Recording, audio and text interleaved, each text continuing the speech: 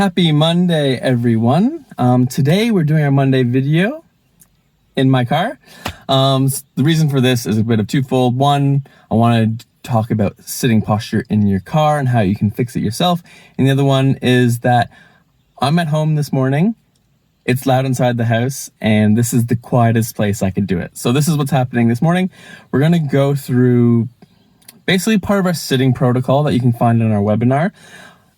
It's basically how to get the seat to work best for your car. Now, in regards to the car, we have lots of limitations. Basically what type of car it is, the types of seats there in the car, the age of the car, and the size of it effectively. If you're a tall person, it's going to be trickier for you than a smaller person.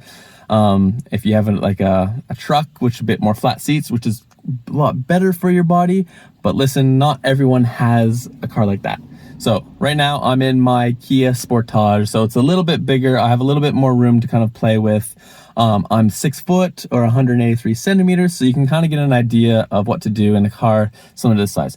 You can do this with any car, and it's basically finding the position that works best for your body.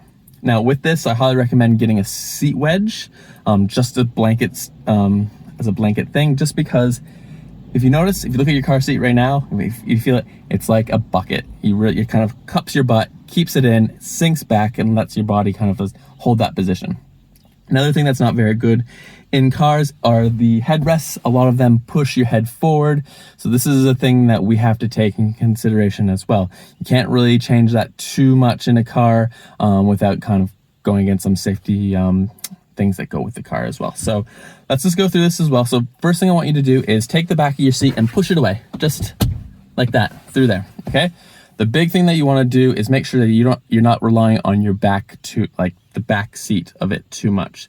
Now the next best thing to do is do the breath test. So I want you to take a big breath in, breathe out, relax, and let your body slump like so.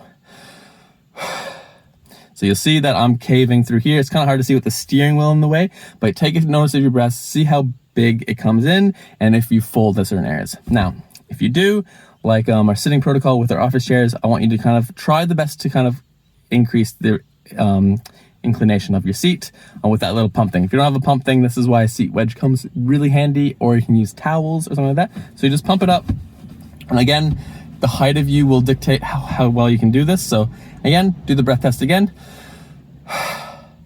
For me, that's a lot better. I'm a lot higher. I feel like the breath is coming up and I'm not folding as much. So now this, let's crank it up a little bit more.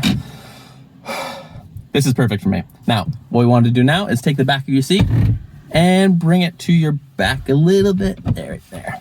Bring it to your back. So now your body is supported, the backrest is coming to your back, and you're not relying to kind of sink back in your chair through there. And with that, you'll find that your headrest will naturally kind of go with your body with that. Still might push your body forward, and that's why it's good to kind of do your joint-to-joint mobility, your range of motion, and seeing your chiropractor as well. Yeah, that is the sitting protocol. I'm sorry if it's a bit loud. I'm inside my car, so I'm not sure how the sound is going to be working with this, but I hope you guys enjoyed this. If you want access to our Sitting, Sleeping, Standing webinar, I will put the link in the description, wherever it is, and we will see you next Monday. Have a great one.